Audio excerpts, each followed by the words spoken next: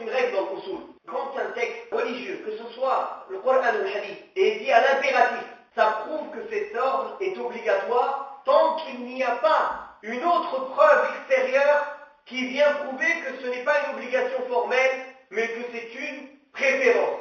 Comme par exemple une preuve extérieure, ça peut être le fait que le prophète sallallahu alayhi wa sallam a dit faites telle chose, et il a été déjà rapporté que le prophète sallallahu alayhi wa sallam a délaissé cette chose de temps en temps. Par contre, s'il dit faites telle chose, ou dites telle chose, et il n'a jamais été rapporté que le prophète sallallahu alayhi wa sallam a délaissé cette chose une fois, ni même qu'il a dit dans un autre hadith, fais-le si tu veux, ou délaisse-le si tu veux, ou etc. D'autres preuves qui peuvent prouver que ce n'est pas une obligation formelle, alors ce texte, il nous prouve que cette chose-là, cet acte-là, il est obligatoire formellement.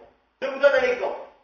Le prophète sallallahu alayhi wa sallam, il a dit, entre les deux adhan, c'est-à-dire entre l'adhan et l'iqama, il faut prier. Si c'était arrêté là, ça aurait été obligatoire. Mais il a dit,